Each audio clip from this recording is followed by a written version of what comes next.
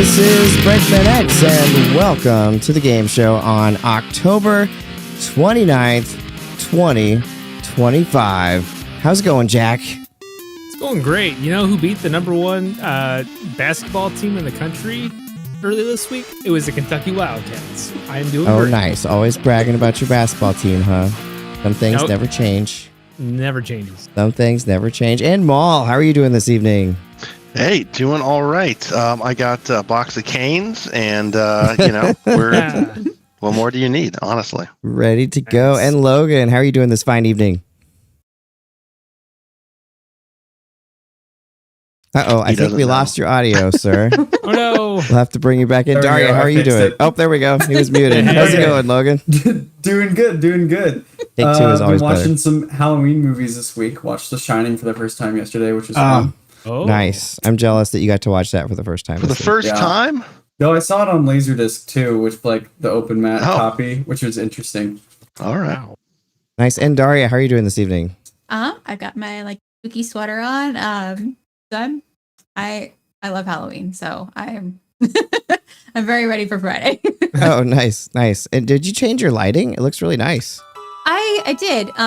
This light on my face is just the computer, but I changed it to the Halloween setting on the colored light. Awesome. It looks really nice. It looks good. And Jess, how are you doing this evening?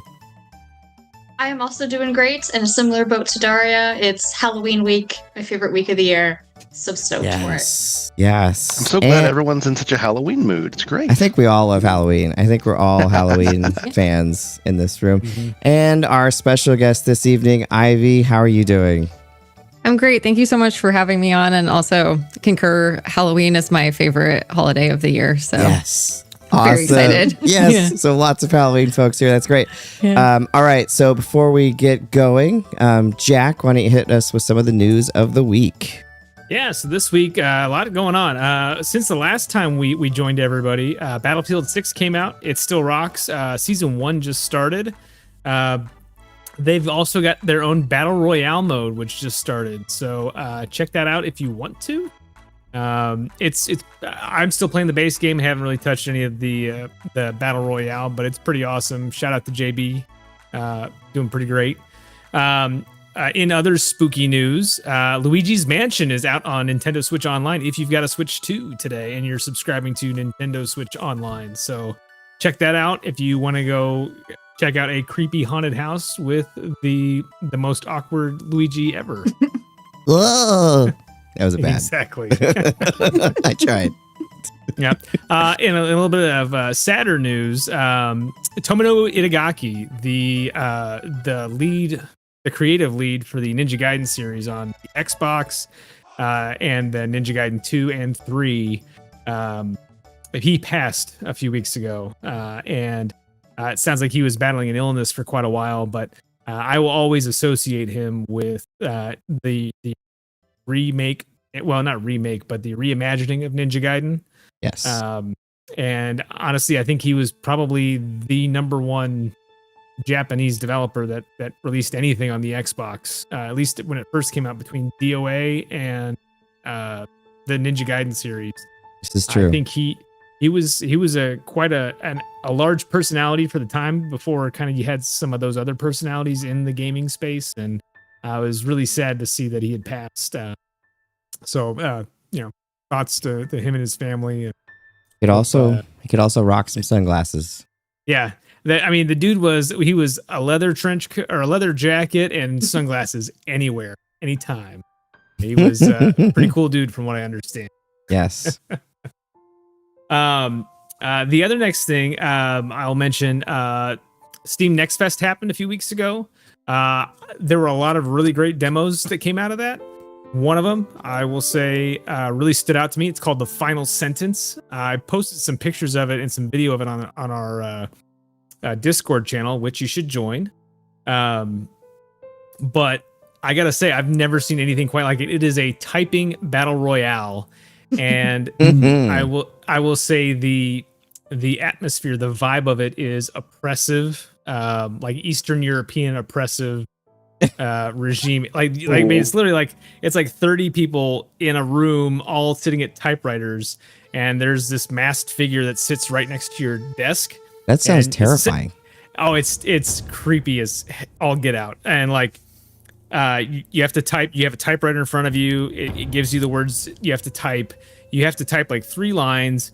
Anytime you make a mistake, you get an X.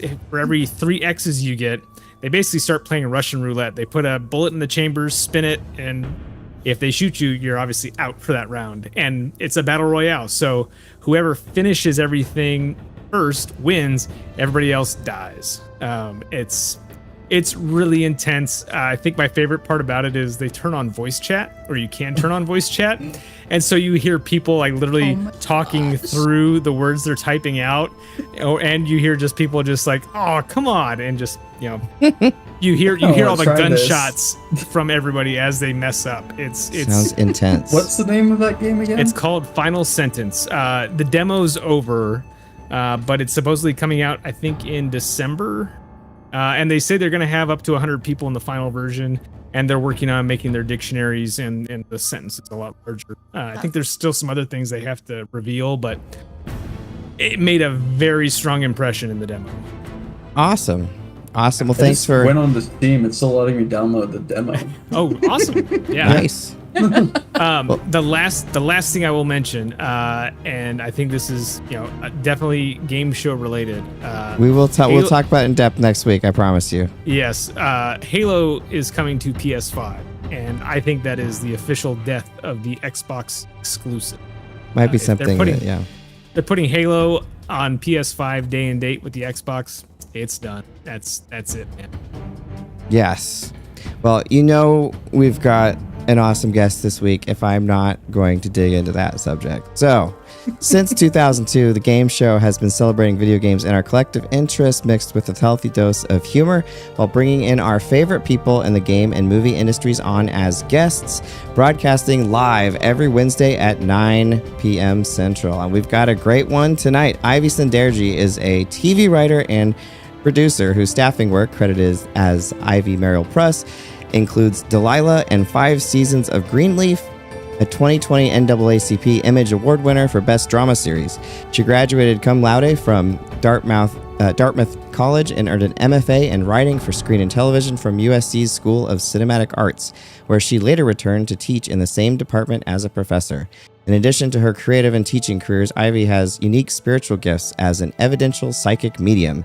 She serves on the board of trustees for the WIFI Film Festival and works as a creative content strategy advisor for PIxsee. Welcome, Ivy. How are you doing? Great. Thank you so much for having me. Also, that was a great bio read. Oh, awesome. Yeah, I practiced a little bit, so. That's great. And PIxsee isn't a thing yet, really. Like, it's gonna be a thing, but it's not. So if no one knows what that is, that's normal. We'll talk about it tonight. Yeah. But I think it's exciting. I think it's very exciting. Excited. So I just wanted to talk about kind of briefly before we get going, how I met you, because I think it's kind of fun. Ivy was in kind of the first class that I ever TA'd or GTA'd or whatever you want to call it at SC. And she fought to get in the class, as I understand, right? Because you were on the writing side and you fought to get in the production side. Yes. Yeah. Actually, I was told no one could do that, and I was like, no, you don't tell me no. Yeah. I love that. And so I was thinking today, because I was meeting with a group in a very similar class that I teach now. You had some fun experiences that semester. We'll leave it at that, but unless you would expound. But I remember sitting with you at a Denny's around midnight with one of your partners, and all the power went out. Oh, I remember that too. Yeah, that was just and being Halloween week. I thought that was a fun memory. And being in South Central Los Angeles and the power just, boop. I was truly spooky when that happened, actually. It was. But I thought that was fun. All right, so I want to dive right into it because this is such an interesting story, and I know you've told it a couple times, but I think that our audience would be very, very interested in it. And I do want to say, everyone out there on YouTube, go ahead and post a comment. Logan will be hitting those up as we go. Do the like and subscribe. Have to say that. And then if you want to join our Discord, go to breakminix.com and click Discord. But diving right in here, in all its wonderful detail. Don't worry about going too long or going off in different directions, because I think it's a very interesting story. But in all of its wonderful detail, tell us about your journey in becoming a medium. Okay. Yes. Thank you for opening that up, because, all right. So I was a lifelong skeptic. And like Matt, when I knew you, I was not a believer in like any afterlife or anything like that. And I was like, I would call myself now like a skeptical outlier, actually. Like I was like a materialist atheist. Like I was very hardcore about it. And I had a fiance who was a psychiatrist who was like very smart and a very thoughtful person. And he drowned in a surfing accident 4.5 years ago. And after he died, I thought I was just like losing my mind from grief because I could hear him talking to me. And I was very skeptical of that experience. And I thought I just needed to be like on an antipsychotic. Like I thought I was having like a mental breakdown from grief. And I would tell people like what I was hearing in my mind and seeing. And I went to like his friends who were therapists, and I was like, I'm seeing all these like crazy things and hearing these crazy things, and I think I'm not okay. And I remember I was talking to one of his friends who was a therapist, and I described to her what I was seeing and hearing, and it turned out to be her dead dad. And she's like, and like I kept having these experiences where people were like, I think you're a medium, and I was like, that's not a thing. It's not a thing.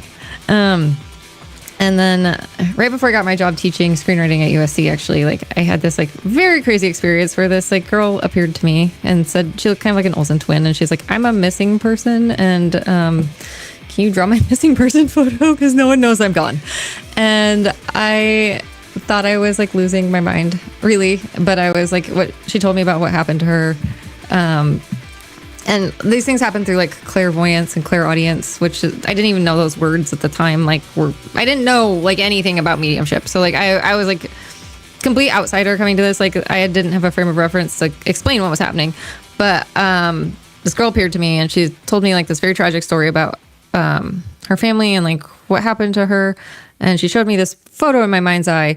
And she's like, this is my missing person photo, but no one knows I'm missing yet, which didn't really, actually, now that I'm saying it out loud, like, that doesn't even make sense. But I just was like, that's what happened. And I was so alarmed by what she said happened that I drew the picture of it and tried to, like, figure out, like, who to tell. And she said, like, and I got some stuff, like, I misinterpreted some things that she showed me. Like she kept saying like the last name Montgomery, and I knew this like middle school principal when I wasn't growing up named Mr. Montgomery. So I thought she was saying she was like middle school aged. Her last name was Montgomery. It turns out. So, but when she appeared to me, like she was not known to be a missing person. And it took like 6 more months for the police to find out that she had actually been missing and dead for 2 years at that point. So she was dead when she appeared to me, but it wasn't known till like, this happened in like July or August of like 2021. And in December of 2021 or January of 2022 was like when I heard like in the news that she was actually a missing person. And my sister was actually the one who saw the article about it, but we were on a family trip to Mammoth, and my sister's like, Ivy, the girl you drew a picture of is in the news, and she's a real missing person. And I had heard the name Kayla or Kaylee, and it turned out that her stepmom, Kayla, had been, and I had heard something about like too many mouths to feed, and like I had seen something about like the family was homeless or something, and I like heard all these like facts about this case. I was like, I heard like slipped through the cracks across like state lines somehow. Like their family moved across state lines and she like slipped through the cracks, and I was like, wasn't in school, and like all these things that like turned out to be true. But her stepmom Kayla ended up being arrested for committing food stamps fraud for like claiming her benefits after she was gone. And Kayla ended up being the main witness in her murder case.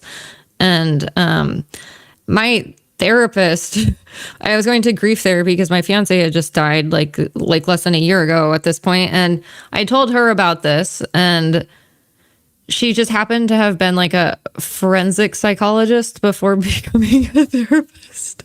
And she had worked with like crime things. And she's like, you never know. Sometimes the smallest detail can like tip a case one way or the other. And it's not up to you to judge if what you know is helpful or not. And she's like, you should actually send this to the tip line for her case. Cause like a tip line had opened when it came out in the news that she was a missing person. And later I found out that the week she appeared to me was when her biological mom, who had lost custody of her, had started trying to like sound the alarm in earnest that like she hadn't seen or heard from her daughter in like a year and a half. So that was the week she came to me.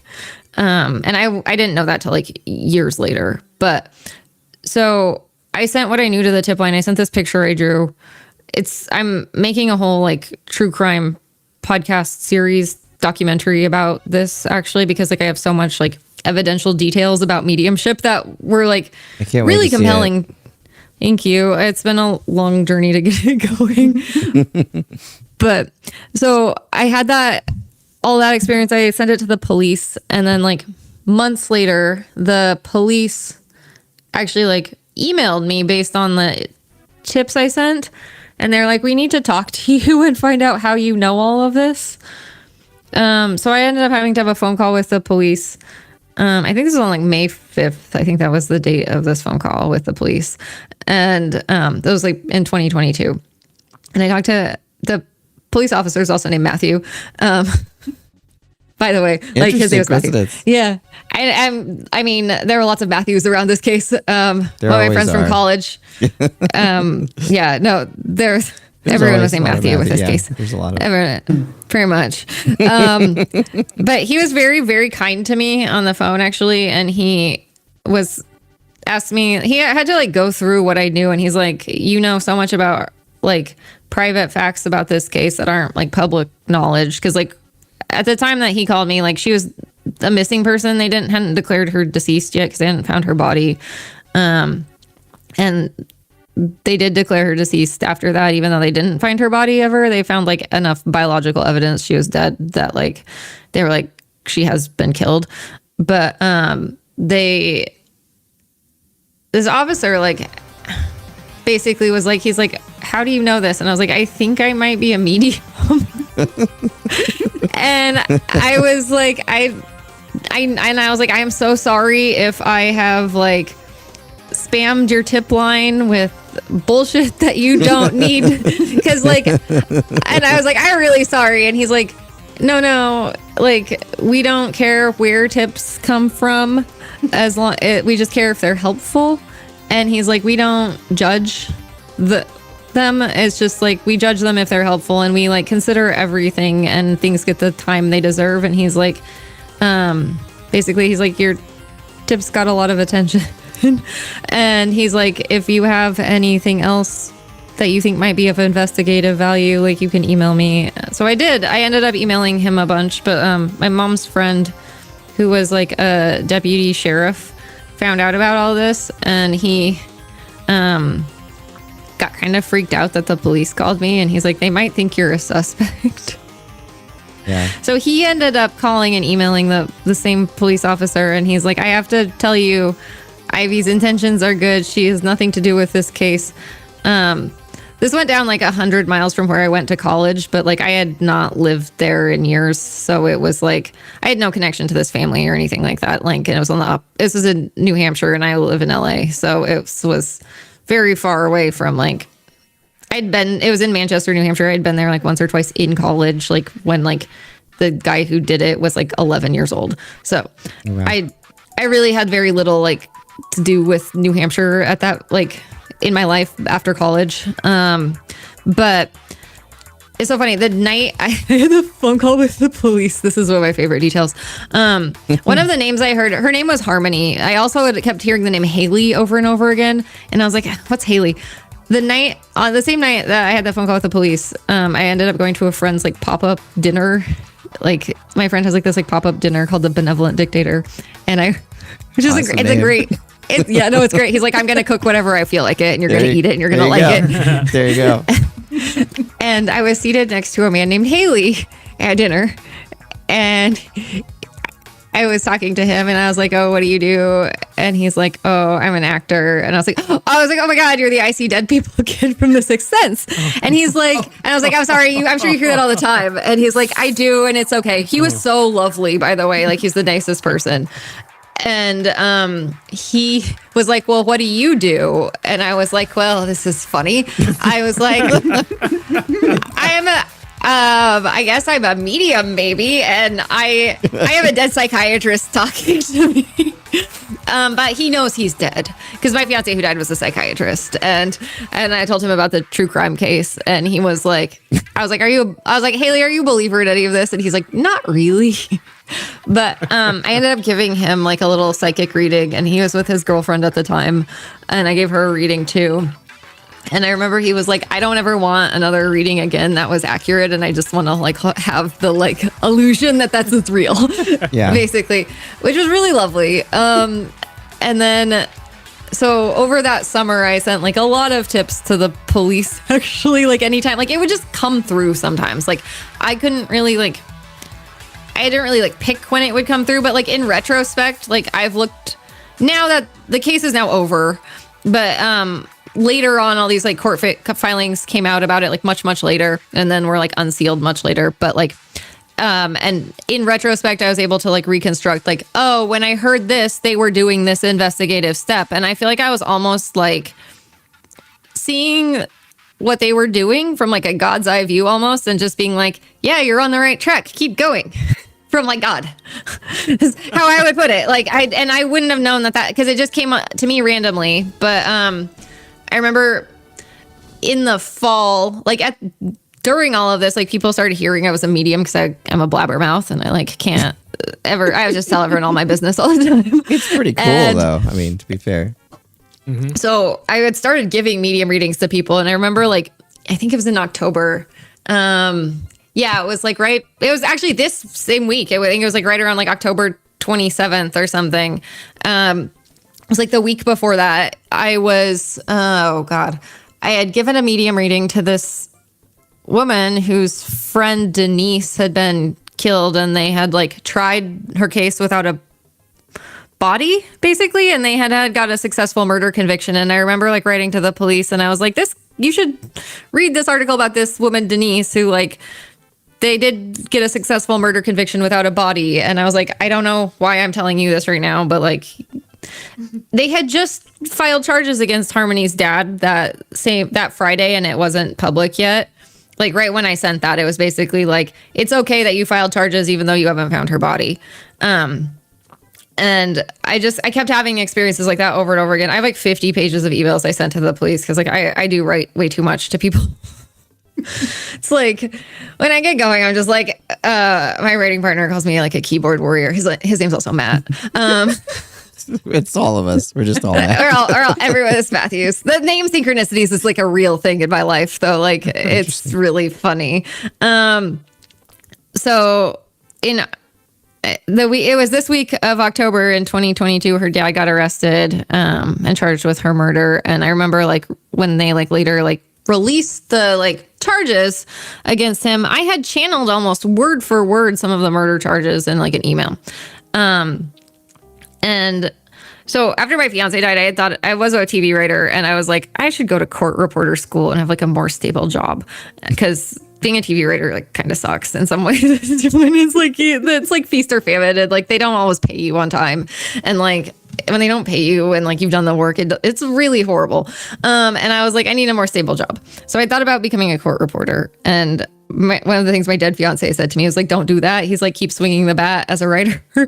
And but in retrospect, I feel like I was like a psychic medium court reporter of this case in like a garbled way. Like if you actually like watch the court trial like that actually happened later on, the way my tips sort of like that I said to the police sort of came through were almost like a garbled version of the transcript of the court case, including at one point, for some reason, they cut away to like Trump's tax trial, and I started channeling that.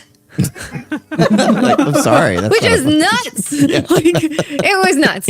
And so one of the things that like happened to me as I was like becoming a medium too is like my dead fiance was like, birthdays are a sign. Like they're a sign. It's like synchronicities around birthdays are like a sign this is real. And like I had a lot of significant like things happen on birthdays. And Harmony's dad was convicted of her murder on my 39th birthday in 2024. So it's just all amazing. I mean, I literally feel like, I mean, I was such a hardcore skeptic, and it was enough proof of like, I got enough evidence that it was like, I got the same evidence that they used in court to convict a man of murder without a body. Like, that's the amount of proof I got of like evidential mediumship is a real thing. And it's like, if it's enough to convict someone of murder in a court of law, it's like, I was like, even me as a hardcore skeptic, I really just can't argue with this anymore. Yeah. So that's my origin story. Yeah. Well, I mean, when I started, talking to you and kind of hearing about this, I remember, how you were like very scientific. Your parents, I believe, were scientists, and you're very skeptical. I remember you, being an atheist and all that, and not really believing in anything outside of, what you can prove scientifically. And so, and I was a pretty big skeptic of psychics until I had a couple experiences many years ago. But even then, I'm very skeptical. I think there's like a few that are really awesome, and then some that maybe are not honest about it. But it was really fun to hear your transition from being so skeptical, so on the other side of things, to literally having so much evidence almost hit you in the face that like there's no way you could disbelieve. I mean, I love the like going to the your psychiatrist thinking you need like antipsychotics, and the stuff that you're telling them actually convinces them that you're a medium. That happened twice, right? So it happened multiple times, like with different therapists. I just knew personally my own therapist, like everyone I talked to. My friend David, I like told him what was going on. The guy who does the benevolent dictator, like he read stuff that I channeled for him to his therapist, and he said his therapist started crying because he's like, give her a book on being a medium. He's like, give her this book, and you telling me like your experiences and like being accepting of it, like you were one of the first people I actually like felt safe telling about it, because like you're such like a kind person, and like the fact that you were like willing to talk to me about that was really nice. And it was really helpful for me to like, because I struggled with like self-acceptance around this, even like I felt a lot of shame about it actually. Like I was like I'm weird now. Well, I can understand. I'm glad that it was a really fun. I always love our conversations, are always so much fun. And then I'll move on to Jack's here, but I just want to add too, when Ivy gave me a reading within the last 2 years, she confirmed something that happened to me when I was in about 8th grade that was really, really crazy. Just really quick because it's so striking.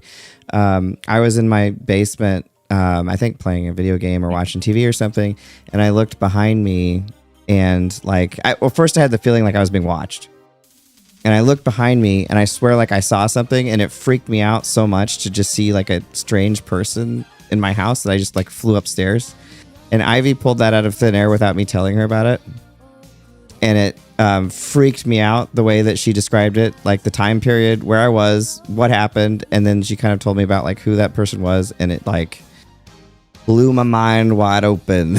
Just tell you that. So I never had a doubt, but like if I did, that would have exploded it. So thank you. I appreciate you sharing your gift too. That. No, I appreciate hearing that. Also, can I just add, like, my grandfather was a physicist on the Manhattan Project, and my mom's a college professor, but she's an English, like, she teaches writing. She teaches critical thinking. So, like, just, you said they're scientists. Like, I just want to make sure it's, like, my grandfather was a scientist. Gotcha, okay. So, yeah. I'm a stickler for, like, let's be really accurate, because, like, we should. That's also, and, like, that's my whole thing now is, like, it's only as good as it is accurate and truthful. And, like, as you're saying, like, there's no substitute for having an actual, like, being a recipient of, like, evidential information. And, like, I won't ever know why it's so meaningful to you, but, like, it landed for you because it was, like, the thing that really, that was for you. Like, and how specific it is. And it's just, it's amazing. But Jack, I'll turn over to you for your first Yeah. So obviously, like you kind of gave us a story about just kind of how you fell into this, and then some of the interesting things you've gotten into with it. Like you've gotten to meet Haley Joel Osment, and you didn't even know it was him. Yeah. What are some of your favorite experiences just in kind of being a medium or having this ability? Oh, that's a good question. You know what? I will tell you, every medium reading I do, almost like feels like I'm witnessing a miracle just like over and over again. Honestly, like I always want to I wish people could see the readings I do. Like I'm trying to actually develop a show where I just like air the readings like unedited, because I want people to see what it's actually like. Yeah, and like Tyler awesome. Henry has a show, but like I'm trying to think like some good standouts. I had this one where someone was describing what it was like to die, actually. Oh. And they described it like like a sensual sensory experience, like a day at the spa. And they said it was like warm, and it's like, how you go to a spa and it's even though the lights are dim for a minute, but it's like you feel all these like different sensations, and it feels like sort of warm and nice and pleasant and gentle.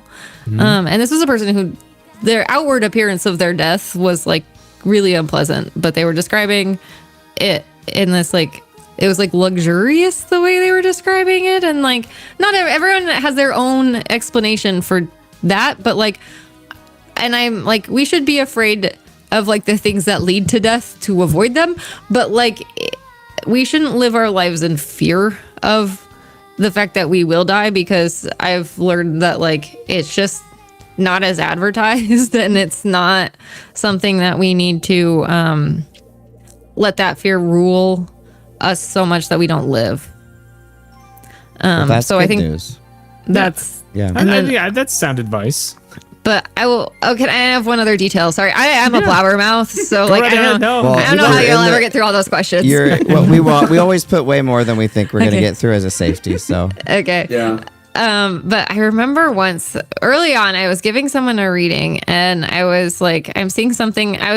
Saw this person's house in my mind's eye, like the view of their house from the street, and like what their house looked like. And I was describing that like there was supposed to be a grapevine, and instead like lilacs or lavender, some purple flower was growing there. And I was like able to describe this, and that this unusual flower was growing there, that it had something to do with like feeling like a sign from a loved one. And the person was like, yes, that is the layout of my house. There are these like purple flowers growing there. It was a grapevine. And I felt like it was a sign from my like beloved who passed. And like the fact that I could just see that in my brain, and then it really was what was happening, was like, I mean, that it was astounding. And like that happened. I get to see that like every time I do a medium reading almost. And like sometimes I have like one where I whiff, and it's like they're like, it's not quite as like strong as the other ones, but like that's, I would say like 95% of the time at least, like there's something like that's that miraculous in the reading. And it's like, there's no way I would know that. You can't Google it. There's no way you could like cold read that, like, or hot read that. It's just like there's no way you could know. And like, it's astounding to me over and over again. I don't know, like the astonishment I have is just like, my mouth is just agape half the time, and I'm like, I live with cognitive dissonance. I was like, I don't know how this is real, but it is, and I like do it. But when I actually stop and think about it, I'm like, holy shit. I love that. That's great. That's amazing. Mal, go ahead and hit you up for your first one. Yeah, so just on the flip side of that, then, do you have any experiences that have not been so fun or pleasant? Anything scary on the side of that? Oh, that's also a good question. So I've had a couple things that were pretty unnerving. Let's see. Two come to mind immediately. One was, so most people on the other side are okay. I had one person come through once who was like in distress, and she didn't want the man who scheduled a reading to have a reading with her, because they had been in like a very toxic relationship, and he was like lying about how she died basically, and like he had basically badly abused her, and she showed me what it was like to be badly abused, and it was like really traumatic, and I was like, I don't want to feel that.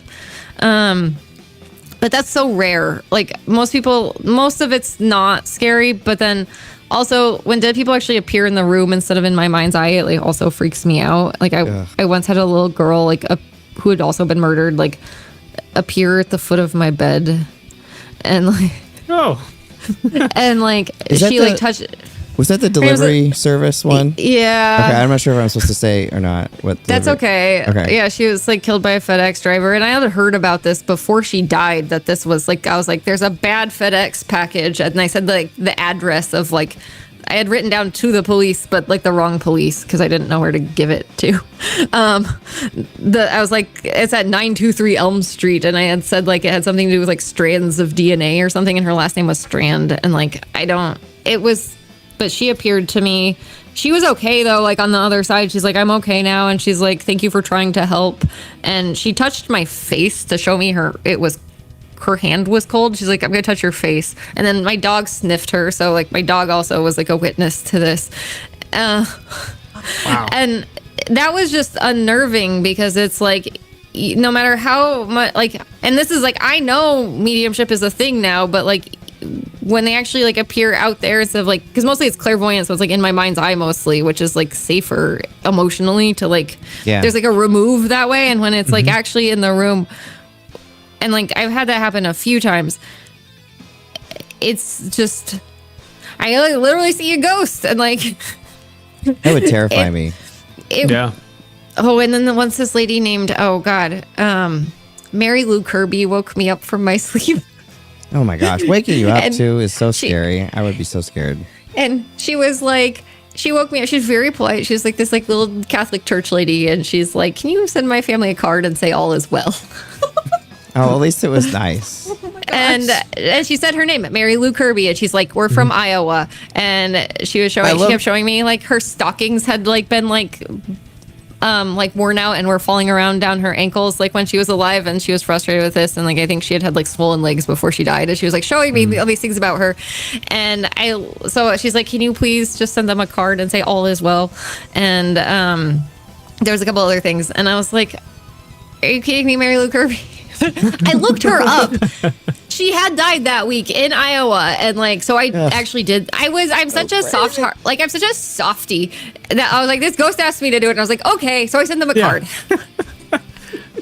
I paid $10 to mail them like a condolence card, and been like, you probably won't believe this, but like, Mary Lou Kirby's fine. Man, wow. I wish you would have been around in Lawrence when I was in college, because I had so many experiences at that place. But oh man, Logan, hit you up for yours. I'm gonna hit the chat real quick first, and then I'll give my question. Hit the chat. Yeah. So Sketchy Ceviche has been chatting a lot. Hi, Sketchy Ceviche. They say Feliz Dia de Muertos. Oh, right. Wow, nice pronunciation. Better than I could do. Nice. Thank you. I took a few years of Spanish. And then unawkward Luigi is unluigi. Honestly, I kind of agree. Itagaki was a WWE character, and he was awesome. Yes, he was. And then pop-up dinner, what a concept. Yeah, that is a really cool concept. It is a cool concept. I need to steal that because I love cooking for other people, but I always freeze about what I want to cook. You're good at it. I want to please everybody. Every time you've been there, you've pleased all of us, and like that includes children. So that's it's a pretty big deal. That's hard to do. It is. So awesome. All right, Logan, do you want to hit us with yours? Yeah. So, what do you think about the portrayals of mediums and other similar phenomena in media? And are there any things that make you happy to see or tropes you'd like to dispel? Oh, I love this question so much.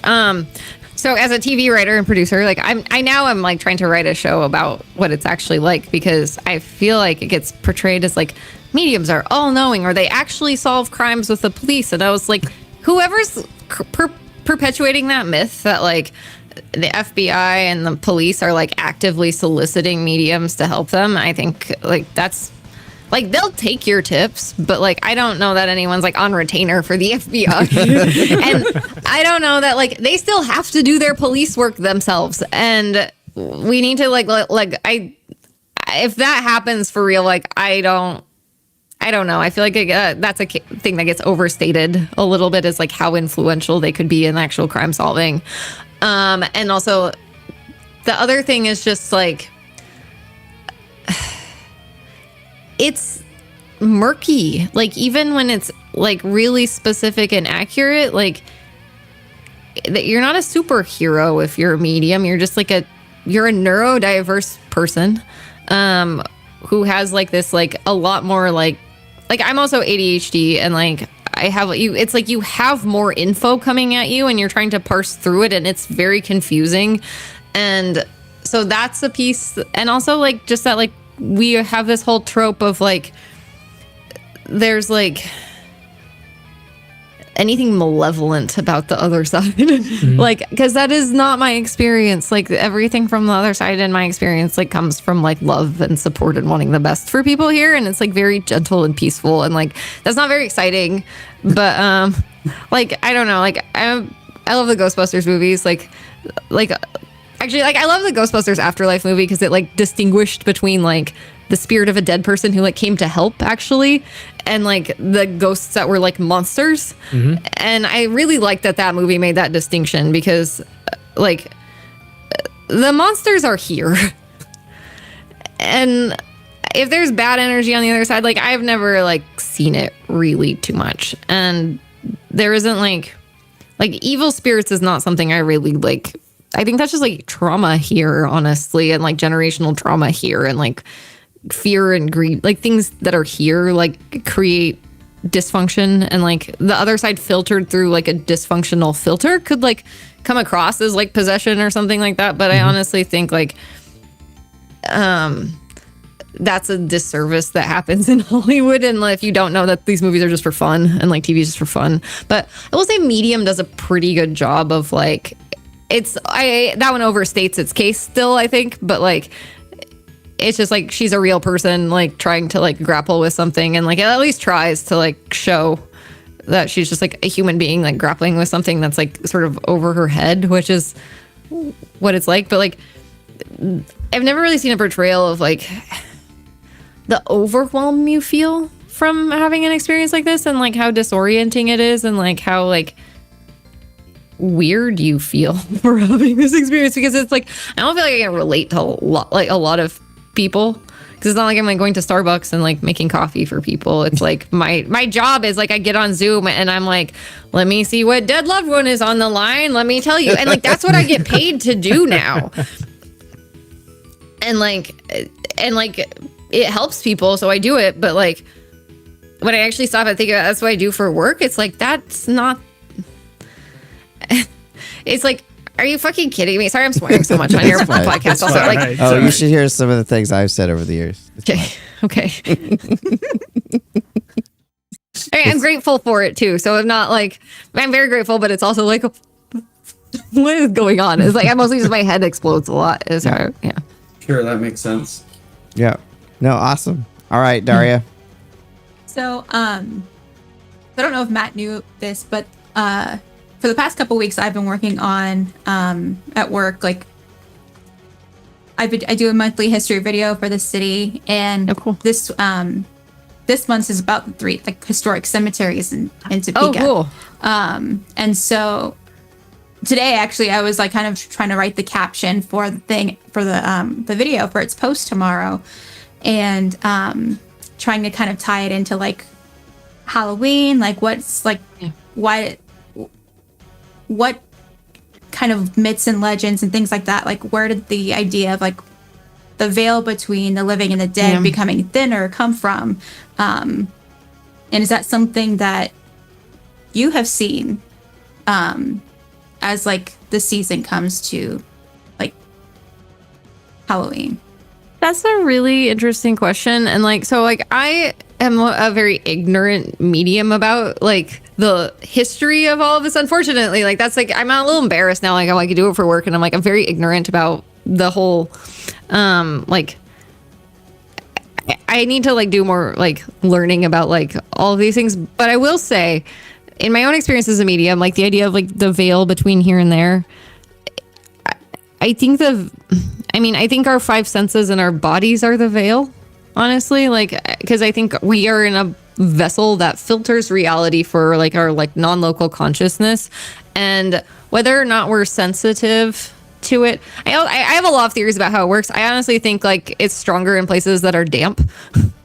Like, and I think it has something to do with like electrostatic energy probably, and like the electrostatic field. That's just my conjecture. That's my theory. So like in the fall, it kind of would make sense that like for most places, I mean, for places, not all of the world is on that same sort of like calendar, but like here in like the United States, at least, like, and in like Europe, that's a time that's like, it rains a lot. It's colder. Like there. So that's one theory. But also I will say that your own sort of like willingness and open-mindedness to hearing the messages and like tolerance for the uncertainty and the possibility actually opens the door. So the fact that we're thinking about like people who've passed around this time of year, like the Day of the Dead, like Halloween, like we're thinking we have all these like spooky, like the fact that it's just sort of like part of like the energy of the time, like we're all thinking about death a little bit more. So like, of course, it's just like how after loss, like a lot of people sort of their own mediumship abilities actually do like sort of, there's been studies done about this, that like mediumship abilities can like open up after a loss, because like that's where our attention has gone. So I do think that there might be like an attentional pull that makes it like more accessible. So in that way, that veil could be thinner too. And I also think there's a huge mystery to all of this still. Like I believe it's now, I now really just do believe it's like a real thing, but there's still like so much we don't know about like how and why, and like it's like I see it's there, so I'm not gonna pretend it's not there. But I think that's a good question, and I think if I had to sort of stake my name behind an answer, I'd say that's where our attention is pulled because of the holidays. Mm-hmm. But also, like my sister's very interested in like the like astrology, and like there is something. The more I've like actually like listened to people in that space, I used to be very dismissive of that too. The more I've listened to like things like very complex like astrological movements and things that there is some kind of like harmony in all of it, and like complicated, coordinated something, and it's like another way into the same thing almost. So it's very possible that by design this time of year is sort of more open, and like I do think that that's possible. But I don't know why, except like there is something going on, and I do think that there's a validity to it. So cool. Gotcha. All right, Jess. Yeah, so tying into a little bit of your writing, do you feel like since you've kind of come into this whole mediumship that you've seen an influence on like the way that you write, or do you think that your creative background influences any of your mediumship in any way? Oh, I love this question too. Everyone has such great, thoughtful questions, so thank you. So I actually teach a class that I just made up called intuitive writing, where it's like write, where it's like I think good writing actually is channeling mixed with like the craftsmanship of like actually like building it, and shaping it, but like the best writing comes when you're just channeling the other side. And so I do think like, and when I look back on my own writing career and the early wins I had, I feel like I was channeling when I was writing the things that sort of like hit.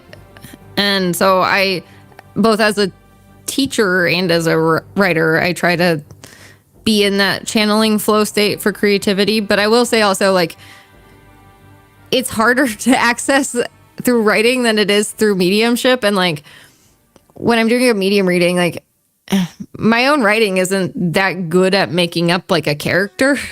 That like the character consistency that comes through medium readings is like far superior to like how fast I could write a cohesive character. And I think that's very interesting. But I do think they come through the same, like where clairvoyance comes in, like when writers and directors talk about like the picture in their mind's eye of like pre-visualizing, or like when ideas pop into their heads, and like I'm sure people have heard directors like talk about this, like when you're visualizing it and then you write it. That seed of creativity is the same sort of like movie screen in your head. That's where clairvoyance also comes in. And so, and the other piece of this is such a good question. I feel like I could teach like a whole class on this question. that like there's a poetic element to unpacking the clairvoyant images that come through, that like having a background in understanding sort of like poetic associations and like the difference between literal and figurative things, and knowing how to parse out what's literal and what's figurative and what's poetic, and sort of like that like associative poetic thing that you do as a writer has definitely like, it's part of the same toolbox you use as a medium, but you use it in a different way. And like just having that facility of like as a writer with language, like I was a Latin nerd in high school.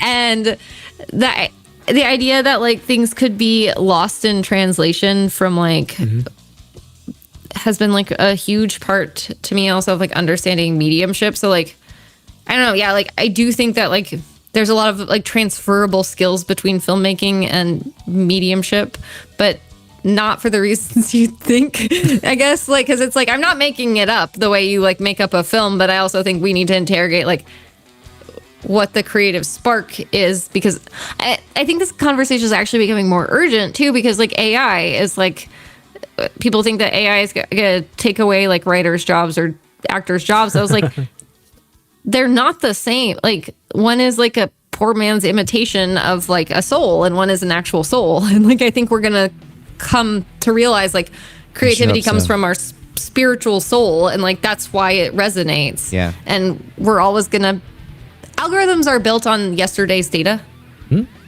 and our soul comes from the future. So the soul is always going to have an advantage. Oh, I love that. That's my favorite. That's my favorite comment on AI so far. Yeah. I like it. AI is a tool we can use to end oppression if we want to. That's what it's here for. That's my theory. Awesome. Well, I was going to ask you about a little bit more about that little girl, but I think we already visited that. So if this next one is not working or appropriate, we can move on to another one too. But I know. Is there anything that's coming in for you right now from that wavelengths? Oh, you know what? Let's see. Let me look.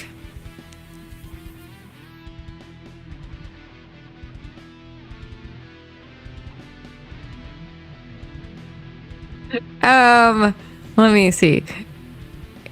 This is too weird. No, if it's too much on the spot, if it's too much on the spot, we can move on. Okay. No, okay. You know when you can get like a like permanent retainer in your teeth? Yeah. That comes up for some reason, and like I have no idea why.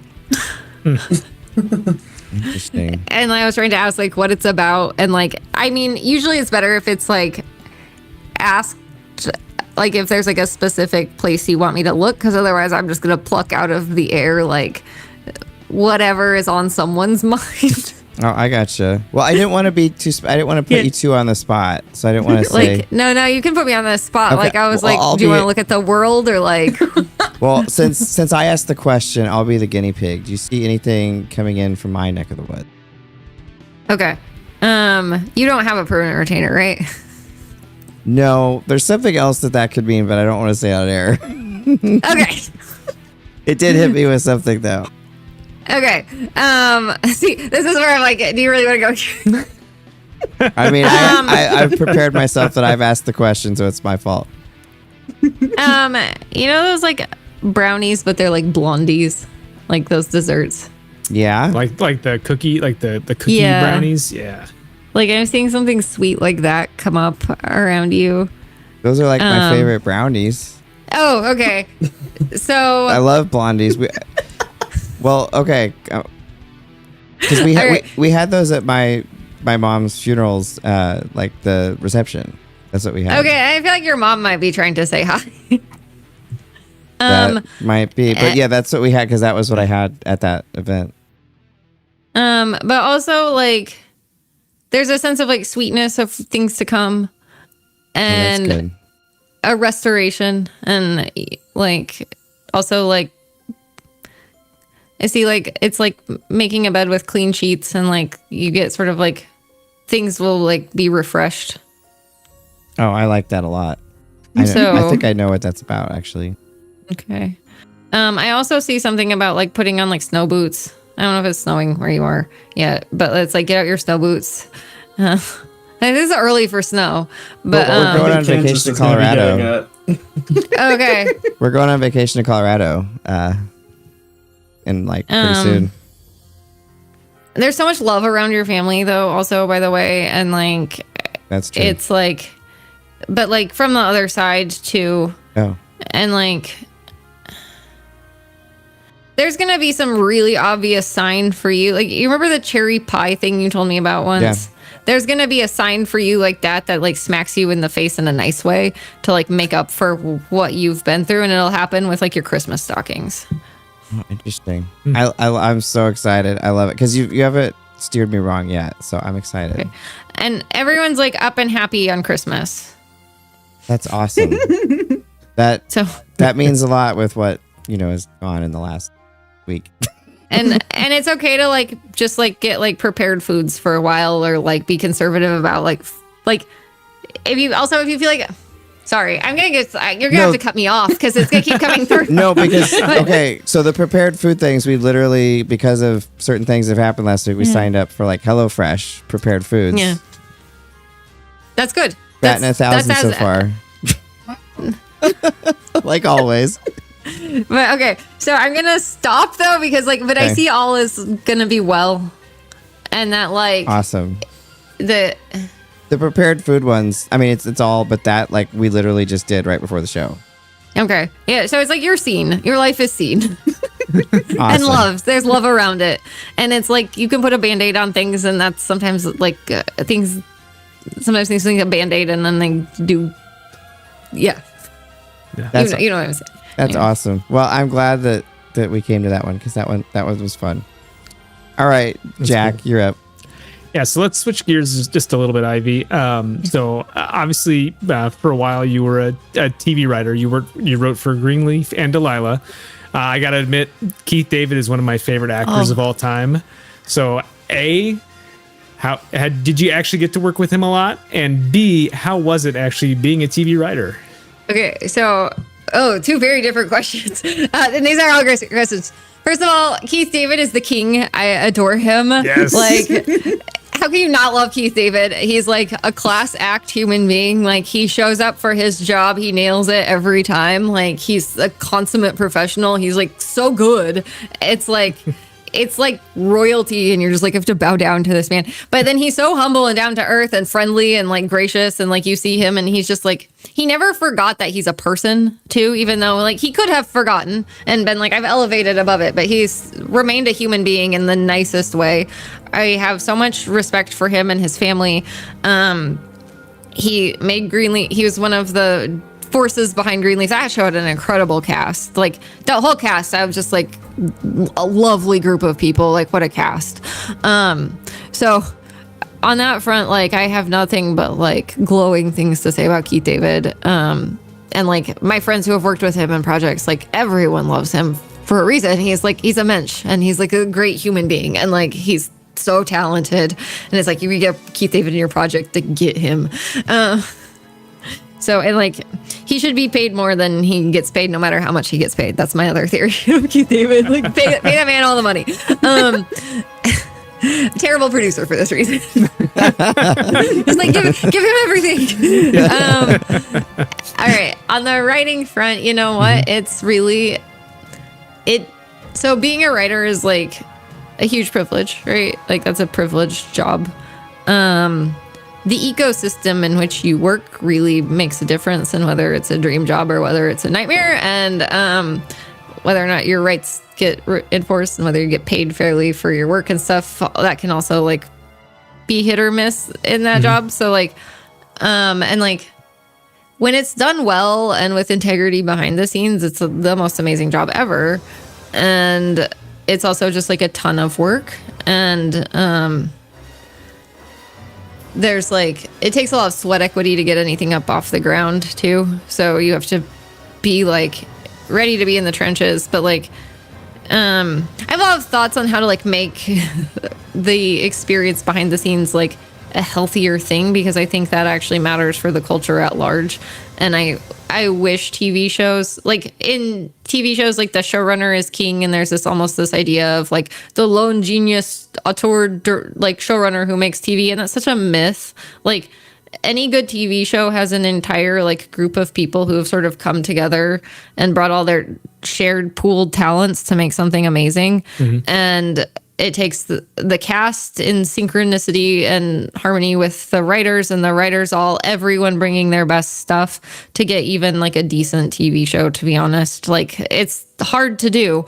And when it works, it really works. But I wish we had a system that took care of people from the bottom up instead of the top down. And that's the big thing I would change about TV writers' rooms, because like the idea that like showrunners should get everything, and then like the people doing like so much work at the bottom are not taken care of properly. Like that makes me so angry still sometimes. And like, that's just like part of the culture. So, and I'm like, if any of you ever get to be in a position of leadership, like take care of the bottom up.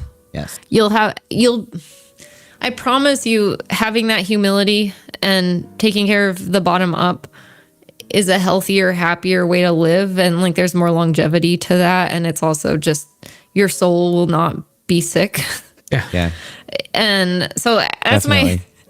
and so if I ever sell a show of my own and get it actually up off the ground and running, which I'm trying to do, if I ever do that, like, yes, sometimes like if the showrunner needs things to like do their job because they're the boss of like hundreds of people, sometimes you need like special treatment in order to just like people sort of need to bend their schedule around you or something, because like you're trying to be efficient for everybody. And that kind of like putting yourself first is part of being a good leader. But if you just need special treatment for like I don't know, probably shouldn't talk about this. I'm just gonna go there. A showrunner of like a very famous show like took kind of a funny swing at me in a viral video last year that's now gone off the internet. But Oh, I remember that. yeah, we got in a little like something about like he thought he got mad at a writer who was like for like using his personal bathroom. And I was like, if you need to shit like a king on your show, I love this. Is great. I loved your thing. I'm sorry. Like, that is not the spirit in which you should be a leader, in my personal opinion. And if you're that uncomfortable with yourself that you can't like shit in the same bathroom as other people and like show that you're human, like you need therapy. That's my theory on that. And like, but also like everyone has their stuff, and like everyone needs the grace to grow and learn. But like, if you have a staff of people, as long as everyone goes to the bathroom somewhere and doesn't like injure anyone or like damage anybody, like, oh, well, like, I don't know. Like, if you need to shit like a king, go to Vegas and like go to their like gilded bathrooms there. Like, go to Trump Tower in Las Vegas and shit there. Because if you come to Vegas, though, don't use mine. Just, I'm sorry. The casino's in Vegas. I went to high school in Vegas for 2 years, and I was like, the casino is on the Strip. Like, if you want to feel like a special person taking a shit, go to the Las Vegas Strip and go to any gold-plated bathroom. And otherwise, it's like, don't be such a diva that like you're not a person. Sorry, I didn't mean to do that rant, but that is how I feel about it. And I'm not saying who it is, but if you saw the video, you know. I saw it. I commented. He didn't see mine, but that professor. Yeah, he was very emotional. He really was. I do feel like I got a cameo from the star of one of his shows. That was like, I got a cameo. It was really good. That's what that felt like. Awesome. And if you didn't see this, you have no idea what I'm talking about. But like a lot of people saw it. Oh, it went pretty viral. But most people seem to be on your side, at least from what I saw. You know, I think it was a mixed crowd. Okay. There was a threat of making a pizza shaped like my body to throw darts at. So. Wow. That was a threat. That was a threat that got made. And like, there's a rumor that I had an OnlyFans, and I was like, I definitely don't. By the way, although like I was like, maybe I should have. Like, So I was like, could I make money on OnlyFans? Like, I didn't know. No, It's like, I don't think that's. Yeah. No, just kidding. Anyway, oops. We're That live. Yeah, we are live. But Maul, we'll go ahead and head on to your next one. Well, actually, I have two because one brief interlude based on that. So, what high school did you go to when you were out here in Vegas? I went to the Meadow School. I got a scholarship to go to the Meadow School. And Carolyn Goodman, who was the mayor of Vegas, was my guidance counselor and ran the school. And she was sort of like my mentor. Aware of the Goodmans for sure. Yeah, they founded my high school with money from Bombay Sapphire Gin. Nice. Yeah, they a friend of mine was in kind of a rivalry with them for a while. He made a play that parodied Oscar, and they did not have a sense of humor at all about that. So it was a good time. Yeah. Oh no. Yeah. So it was between Oscar's run and hers. And they didn't enjoy the publicity, I guess. But they made amends later. It was good. It was all right. I've found them, like, in my own experience of them, they were like pretty reasonable people, and like Carolyn definitely had a sense of humor when she like ran the high school. But also I remember when he like came to this, Oscar Goodman came and read, like, I think it was like Robinson Crusoe to the grade school, and there's like a little like publicity like thing that happened that a child at the school asked what he would bring to a deserted island, and he's like, oh, I'd bring some gin and my favorite showgirl. And there was like a huge like uproar over this. And as the man liked his gin, I don't know. Oh, he loved it. He was a big proponent. That's so funny. No, that was his thing. And then when he got asked by the news about it, he doubled down and he was like, what, you expect me to lie to children? I'm the honest ape of mayors. I remember this was his quote. So if he's like not cool about that anymore, that's an evolution. Because when I was back at that school, he was definitely had a sense of humor about that, and it was part of his shtick. I don't know. It was rough, but anyway, on to other questions. So, I've done a TV writer myself as well. I know you've written for TVs and features. Yeah. What is the difference you'd say with writing with features over television? TV gets made. No, features can get made. I've written some like studio features that like got written for the studio, and I wrote an indie movie that had cast attached before I started working on Greenleaf. And after I was done working on Delilah, the producers were still trying to attach cast to it. And we had like put it together and had fallen apart like so many times. It was like a $2 million movie. Like it was like, which sounds like a lot of money, but for a movie that's not like, that's a small budget for a movie. Still would love to get that movie made. But yeah, like, the ecosystem changes though, like the pendulum swings. Like right now, I actually think it's like a better time to be selling movies because like TV's in a funk. But I'm actually like helping found a new streaming company on the I'm on the creative side, but we're trying to like make more space for like people to like make and monetize content and like make money on their work. So, because like we need something's like not right in Hollywood. Just in the ecosystem, and like the money is like in a weird place, and like people are all sort of frozen, and like things aren't moving, and like it needs to get moving again. So I think there's a lot of that just in the creative landscape in general right now. Yeah. It's like as soon as like we were auctioning like a banana duct taped to a canvas, I was like, I think the jig was up there. I'm sorry. Like, it's like, can we just call that what that was? Like, we all know what that was, and it's not art. It's just like a money mover. Like when you eat the banana, you're like, that's just like I don't know. That's not art. Yeah. Yeah. Mm-hmm. Yeah, they're just like showing off. They're like, look, haha, look what we're getting away with. Prove me wrong. Crazy. I don't know. I'll stop. I'll get off this. It's a good one. All right, Logan. Yeah. So, can you talk a little bit about how you get into the mindset for writing when you go to write a script? A good question too. Depends on the script. Well, and also, usually the mindset is, oh shit, I have a deadline. I better be at my computer. And I was like, I better start writing.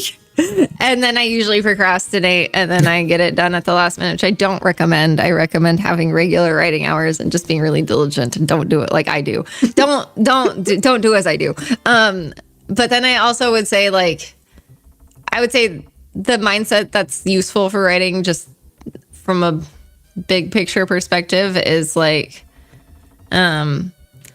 empathize with everybody. Like, how can you see the gift in everybody, especially your villains or the people who are hard? If you ever having a hard time, like, bringing to life, like, a negative character in a story, like, try to find their sore spot that, like, makes them vulnerable, and then try to write from someone whose, like, vulnerability has shaped them in an odd vector, so that, like, you empathize with what they're going through instead of, like, judging them for it, and then, like, make them a hero in their own weird quest, is how I would put it. And, like, but, like, actually Guillermo del Toro said this, and I, like, thought it was so smart. He's like, people's, like, defects are just virtues that are in the wrong size or scope, or badly looked at by other people, or in the wrong, they're like asynchronous or something. They're just like, this would be a virtue somewhere else, and in this context it doesn't work. And I think that's a really good mindset to have. And then I would say the other mindset is, like, have joy when you're writing and try to have fun, and try to write about something that, like, actually, like, makes you feel stuff. Like, I know that sounds really, like, obvious, but, like, well, everyone's always trying to have an idea, and, like, your best ideas are going to come from, like, what's, like, churning inside of you, for lack of a better word, like, where you're, like, at war with yourself, or, like, where you're confused, or what upsets you, or what brings you a lot of joy and excitement and makes you so scared or exhilarated. Like, anything that, like, brings up feelings is worth excavating. And I would also say, like, having an open mind, and, like, think about yourself as, like, an architect with, like, making a blueprint when you write, like, and, like, think about it as, like, play, and don't think about it as something that, like, you're stuck with. Think about it as, like, you're having fun trying to figure something out, and, like, you're building the scaffolding for something, and, like, let it be fluid. Sure. And if you aren't laughing and having fun when you're writing, or if you're not, like, really excited by what you're writing, like, if you never feel that way, like, why are you writing? Like, try to enjoy it, because, like, really it's a gift to be a writer, because, like, I mean, you could be scrubbing toilets or something, like, and, like, maybe you're doing that too, but so the writing should be, like, for fun. Sure, that's all great. Yeah, I love that. I might clip that and play it for my students, actually, that whole answer. You're welcome to. That was so insightful. Yeah, that was really good. All right, Thank you. Daria. So I've got one question, and I'm going to add a little bit to it. What is, like, I know we kind of talked about it a bit, but what has your journey in Hollywood been like, and, like, what has it taught you about yourself? Oh, that's a good question. We're getting really deep. Thank you, Daria. My journey in Hollywood has been one of learning to love myself enough to set boundaries, and also, like, be really, really assertive. And also, like, I realized that, like, there are just certain things I won't do for a job, and it's okay to say no to things, even if it takes you longer to get where you want to go.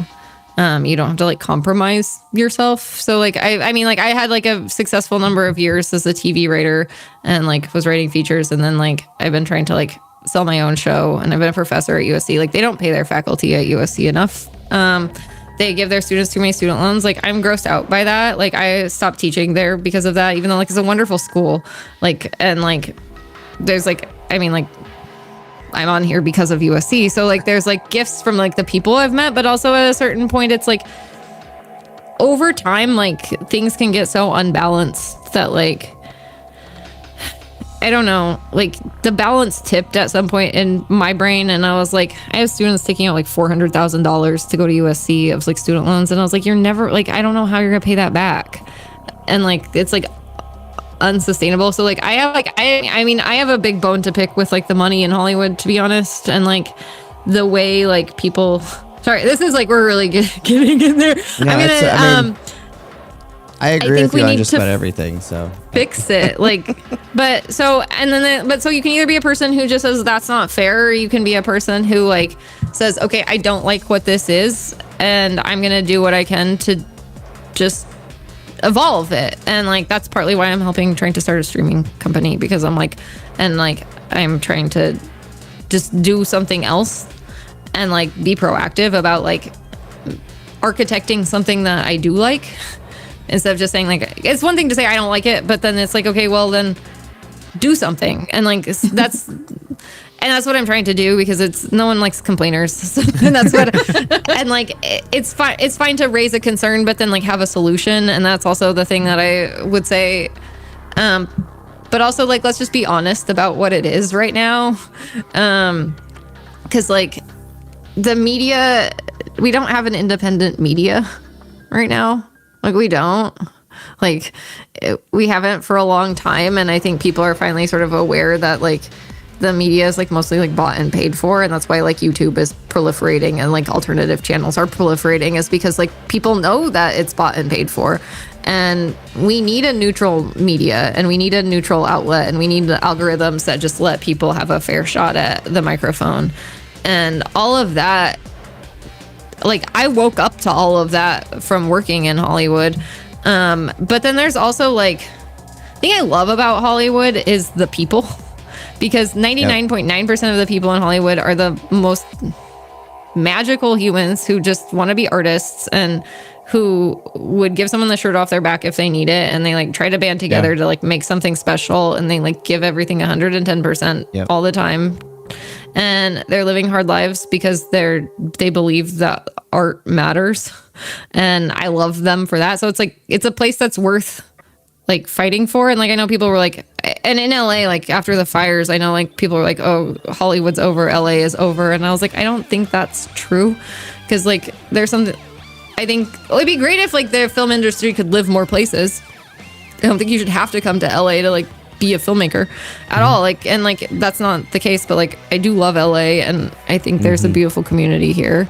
I always thought when I lived there, it was kind of like, you know, like in Rudolph, like the Island of Misfit Toys, like because it's all these very different people that are all like have a really like, you know, strong. And I loved being a part of that. That was really, really fun. Yeah, it's like there's nowhere else. It's like living at summer camp. Yeah. In a good way. Yeah. No, lots of really, really great people. Yeah. That was my favorite thing too. So I don't know. So that was like a really sloppy answer to your really good question. But it was a great answer. But I'll say like keep trying. Like the other thing I've gotten is like you have to just like know what you stand for, know what you want to do, and then just figure out how to do it. And if people get in your way, just keep going. And if you fall down, get back up and just don't stop.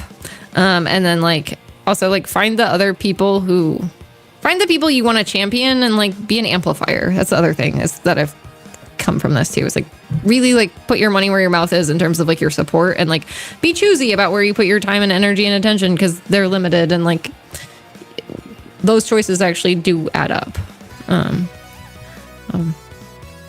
And you can bloom wherever you're planted too. That's the other thing that I've realized from this is like you don't have to be anywhere specific, and that's more and more true also.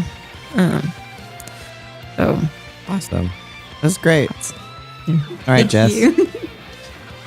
Yeah, I just want to also second that was amazing as someone who is currently in the middle of racking up the debt for an MFA at USC. No, it's great because I agree. It's the community out here and everyone that is just so invested in the art. It's like nothing else. Yeah. And so I just have to say really quick, Jess, I'm really glad that you found that. Yeah, I mean, that's what I was hoping you would find when you went out there, because it is really magical. And you know, go ahead.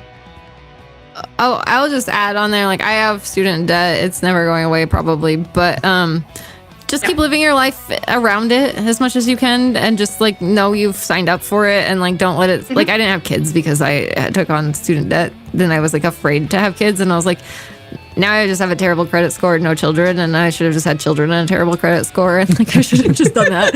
But I did. So just like don't stop living your life even though you've made that choice. Just know that you'll figure it out, and like that isn't like, don't let it rule your life like the way I did. That's my advice if you do take it on, because there's a way to figure it out.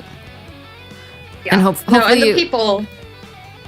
Oh, sorry. I'm sorry. I think I'm making it worse by cutting back and forth. I'll go to this one. Yeah, I was just say hopefully you get a big win and yours just gets knocked out, and like that does happen sometimes too. So like just because it was that way for me doesn't mean that's how it would go for you. Jess is, if Okay. anyone's going to do it, Jess has a really fantastic writer. So. Well, and either way, the people that I've met have made it absolutely worth it, and so I That's just think awesome. that that's wonderful to shine a light on. You know, the people are worth it. Oh yeah. And leaning into my next question, is what your relationship with horror media was before you became a medium, and if it's changed at all since that has happened. With horror specifically?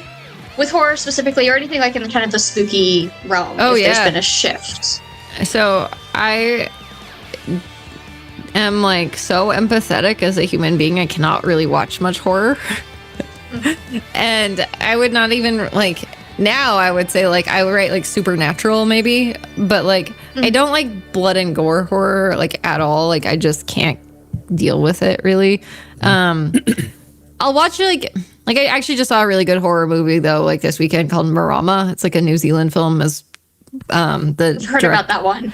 it was good. And like, I mean, so like I can appreciate it. I think that horror has like, I mean, I think I've come to understand more like why people like horror actually though. And I think it's because it gives people a safe place to explore fear. And like also if you're bored, it's nice. Like if your life is horrifying, you want comedy. If your life is boring, you might want horror to feel something. And that's also what I've noticed is like, okay, so like I worked with Elijah Wood on Wilfred, and he's like one of the loveliest, nicest human beings. And he's so sweet and uplifting, and he loves horror movies. And I was like, really? Because like when I met Elijah, he's so nice and he's so joyful and he's so exuberant about life. And he would be like, when he told me he was starting Spectre Vision, I was just like, that's what you're doing? I would have thought he would have made something like really like happy and uplifting. And he said, let's make some like really like weird, creepy horror stuff. But like, and so like I appreciate it more now knowing that like someone like Elijah makes it, because I'm like, oh, like you can, it's just for fun. And when you like understand that it's just for fun, and it's like, actually this is a metaphor I've gotten as a medium, and I think it's actually helpful. So a few medium readings I've been given this analogy of like, it's just oatmeal.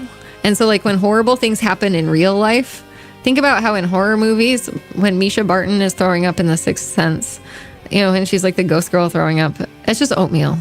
It's just behind the scenes. That was someone stuffing oatmeal and like Coke in her mouth, like Coca-Cola, and like making her vomit it up. And they were probably laughing and having a good time doing that behind the scenes.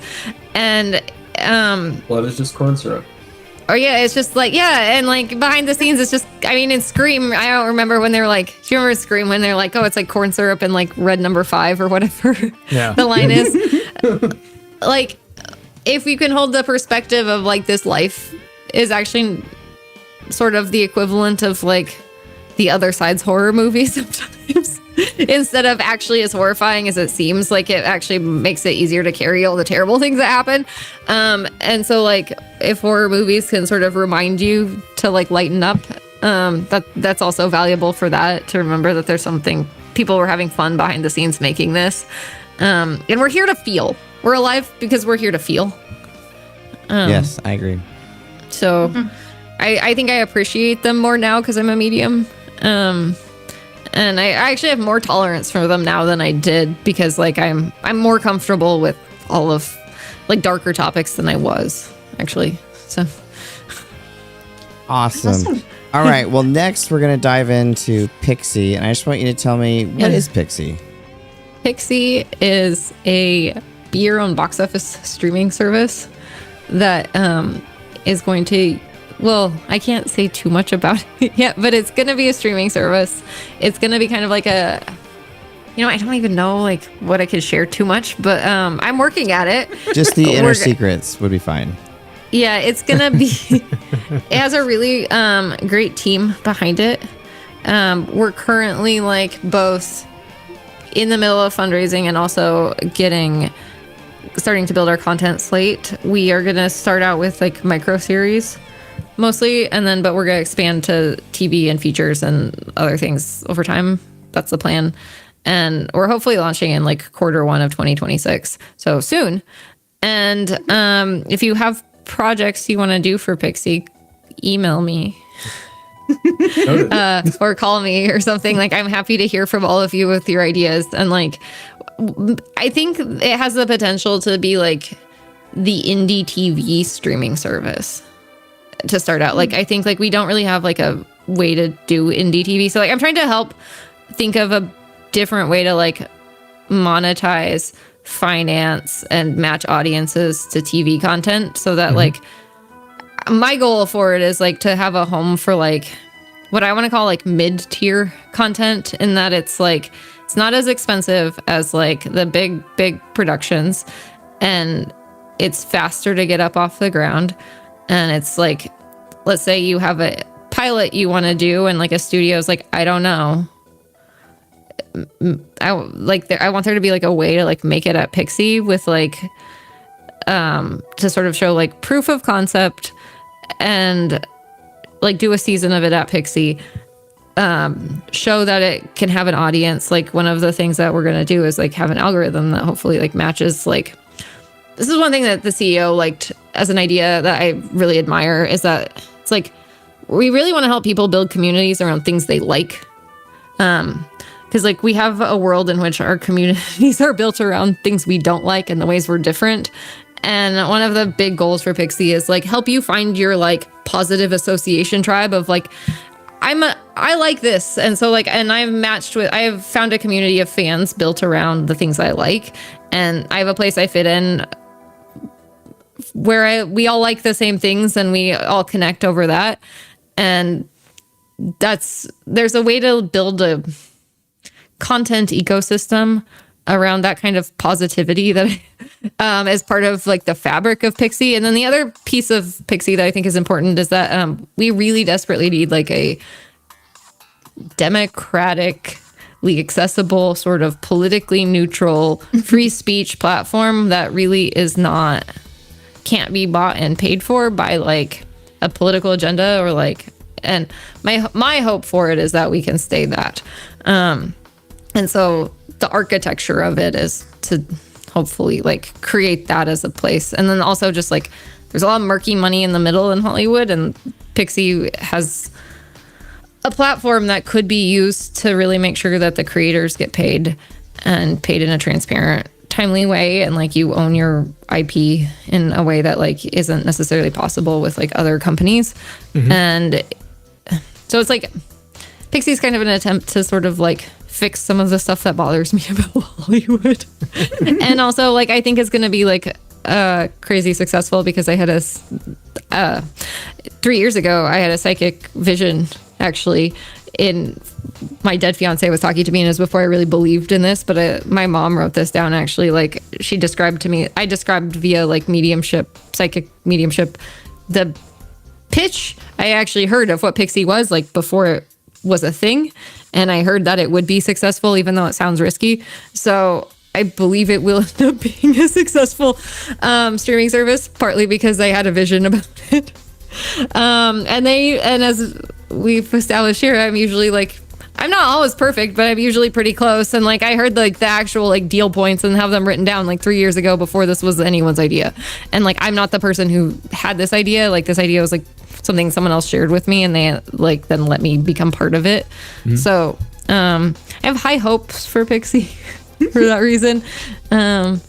So I don't know. I think it's exciting to have a psychic who works at a streaming company, because that's pretty cool. Well, the other thing that's always happened to me is like I will say like 12 projects that I have written, like someone else has sold the same idea eventually. And it's like, I have an uncanny knack for like thinking of a good idea for a project that will get made before it actually gets made. And if I actually like am in a company that like can make it and just make it and make it faster and cheaper than other people, like watch out, Hollywood, like get out of our way. That's sort of, great. I think, what could happen. Yeah. So I'm excited about PIxsee. I don't know. That was a really rambling answer, but No, That's it's amazing. It's great. All right. Jack? It's really awesome. Yeah. So like, obviously you said, you're still trying to, figure out exactly what content you want to have on there. But, are you looking for things that are like, more like traditional television show length, shorter form, longer form? Do you have any kind of idea of like, are you going to focus on particular genres or anything like that? that's a good question. These are like internal conversations that we are having. I know that we're going to focus on micro content partly to when we launch. So, but also like we want stuff that like, there's going to be like a wide swath eventually. So like, and if you have content you want to make, I want to talk to you. So that's the feeling. Like, I want to hear what you think you want to do. And like, my goal is like figure out how to do it, not like say like yes or like, I don't want to like put it in a box like that publicly. But I will say like, I'm hoping we expand what a micro series can be also, because like right now it's mostly like soaps, and I think that there's room to evolve that. And we're definitely gonna do like non-scripted content also, and like there might be like live stream possibilities too on the streamer. Like it's a fluid moving target, and but I'm very excited for it. And like if you have something that you're interested in doing, like let me know. And like I'm happy to talk to anybody here too. So, and I want to know what you guys think is cool. And ladies, all of you. We can help you with a test audience. What was that? You can be a test audience? Yeah, we can help you with a test audience. Oh yeah. That would be great. Like Got a what lot do of you college all students I could tap into too. Yeah, like what do you want to see? Like what kind of content are you can I just ask, like, what do you guys want to, what do you all, I keep saying guys, what do you, all you people, you people's not better. But like, something honest, something that's really honest that comes directly from a creator that's not, watered down 1,000 different ways, becoming something to appeal to everybody. Like something just really honest. So like you want like, yeah, like, I mean, I want to make things for like, FX's model a while ago was like, we want to make content for someone and for a niche and an audience, not for everybody. And I like that idea of having a platform that like, we're making content for communities to gather around that like have that positive association. And it doesn't have to be for everybody. It just has to have an audience that like works for it. And like, and I do think that like writing what you actually want to write is more important than writing what like the endless notes. God, the endless notes to like morph it into like all the cooks in the kitchen to like change the colors of the paint from blue to yellow to blue to pink to blue, back to yellow to back to blue. Like that endless noting just so that people can put their thumb in it and like take a producing fee. I cannot stand that. I'm hoping we don't have any of that at PIxsee, but again, like I'm hoping it's democratically accessible. So those people can take their swing and try, but like they might be too slow. Yeah. I think you kind of hit the nail on the head for what I want to see. I really want to see more just original, low budget concept ideas, something that Hollywood isn't really making right now. Just people with interesting scripts that they want to get made. Like, I'm hoping it's a home for creativity and like people's just like what's actually interesting to people. Yeah. Instead of being told you should be interested in this because it's what's on. Like the goal is it's like be your own box office and like watch what you actually want and like find the content you actually want and watch it. Like that's the goal. Is like be like almost like a content matchmaker instead of like let's tell you what you'll like. It's like what do you like? Let's figure it out and then let's make it what you like. and then also surprise you with like some new stuff. So like maybe you'll like this. Like we have a surprise for you. But that mix I think is important. Is like, Yeah. but I love it. are there any like Awesome. types of shows that like I know like the low budget, but like genres you guys like? Like I keep saying guys. I'm so sorry. Like I don't mean to.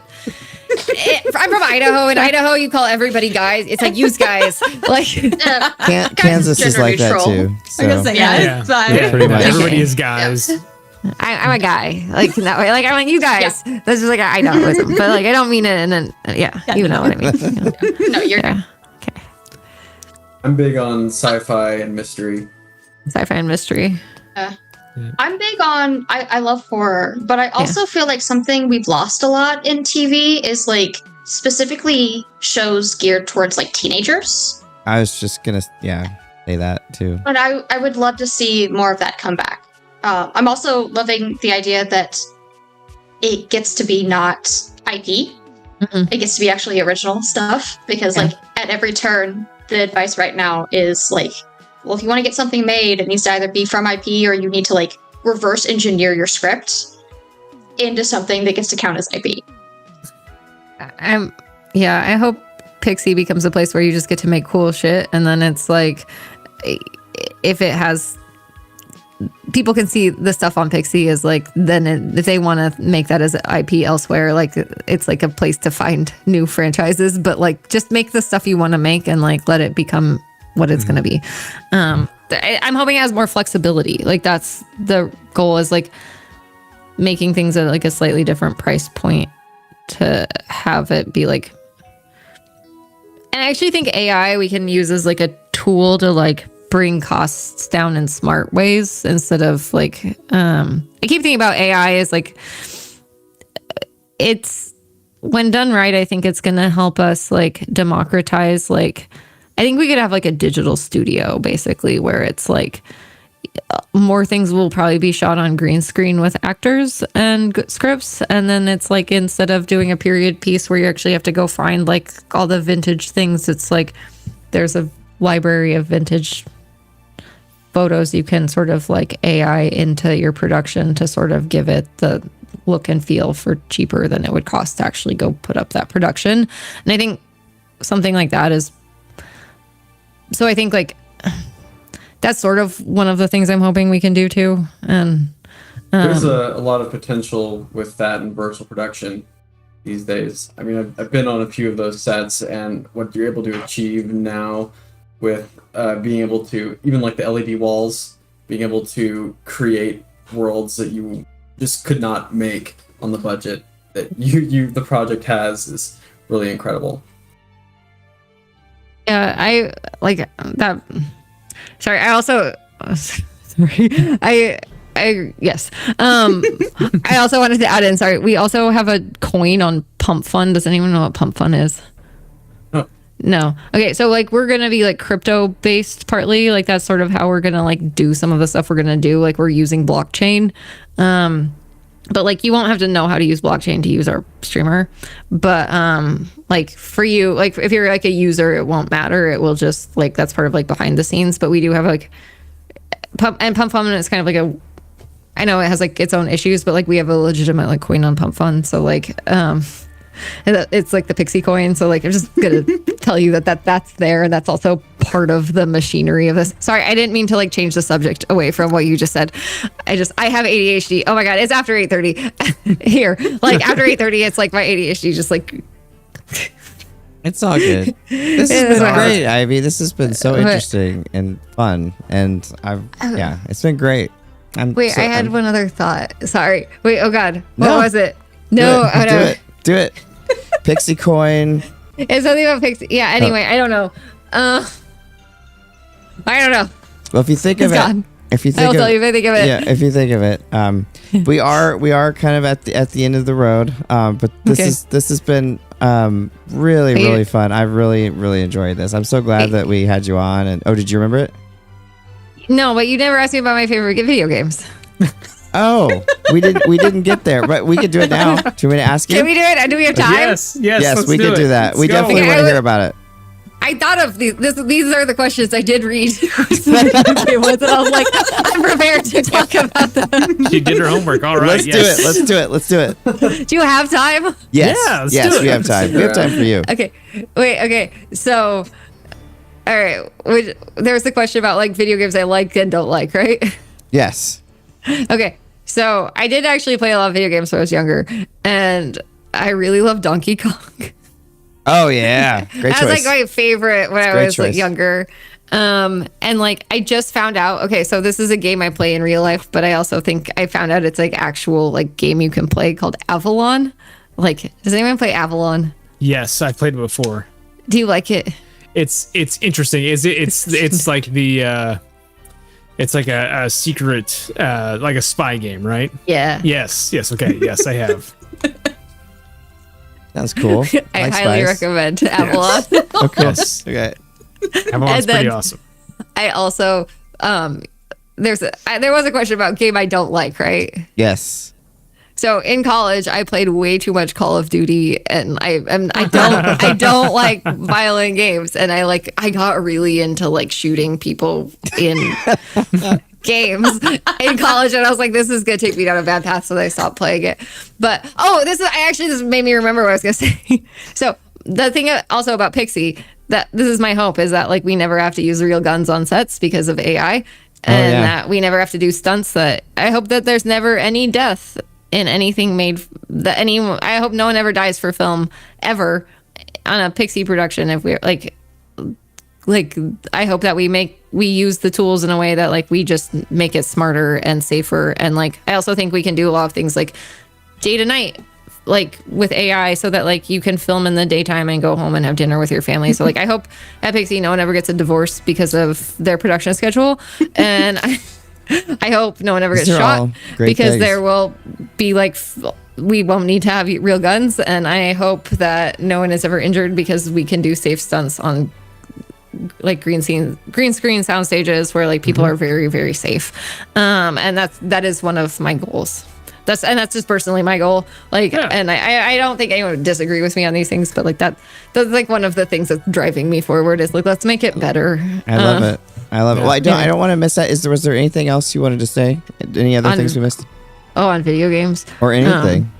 Wait, okay. Who played Cool Spot? I played Cool Spot.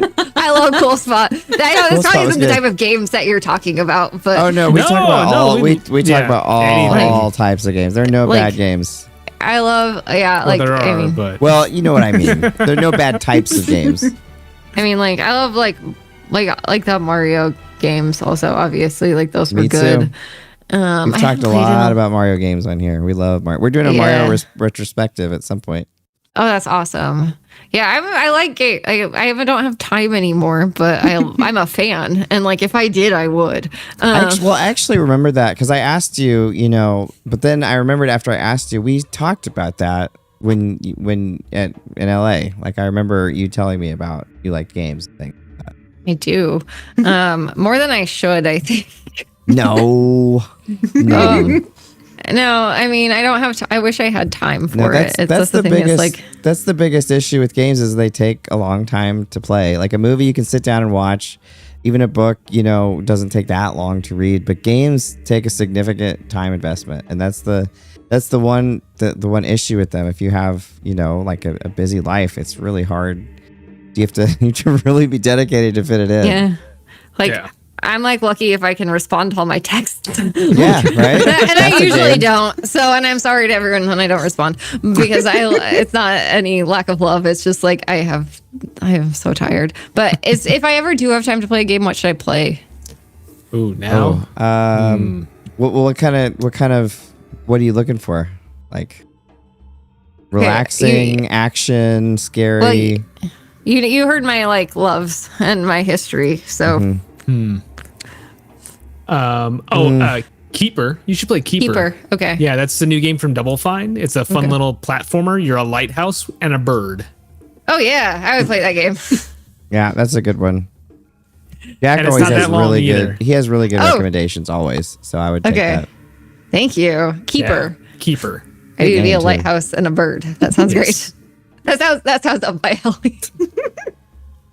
Awesome. Well, again, this has been so much fun. I've really enjoyed this conversation. Me too. Ivy, we need to chat again soon. I know. We need to have our coffee Zoom. I know we need to. So I'm down. This was so delightful. With all of you. Like, this was like one of the most fun experiences I've had. Well, it's fun to like introduce you. Like, these are, some of my really great friends, and like, and then you as well, of course, are one of my absolute best friends. So it's really fun to have you all in the same window of internets.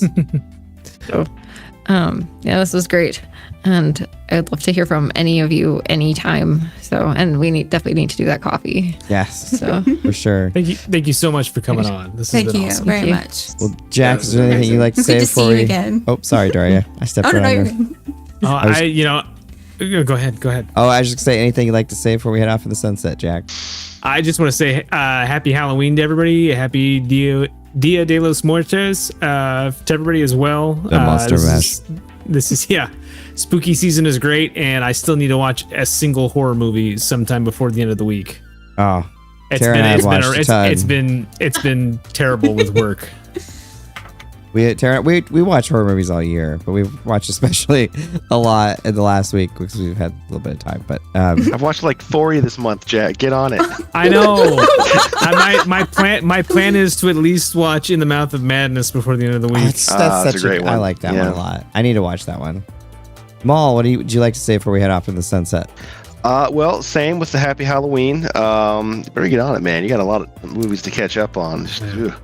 But on top of that, I'm heading to the other side of the world, so I won't see everybody for about a month. So I hope to come back with a lot of strange stories and hopefully no strange, weird giant spider bites or anything from Australia. I love your strange stories, so that will be fun. And then, I hope you don't get bitten by spiders or like crazy animals that we don't have over here. You can smuggle a kangaroo or something. We'll see. Oh, there you just gave it away. Smuggle a koala back, man. I'll try, but I understand they have a lot of chlamydia down there, so I don't know if I can get those back. Yeah. Don't want that. And Logan, how are you going to follow that? Well, I've got some fresh news and email that just appeared in the middle of the show.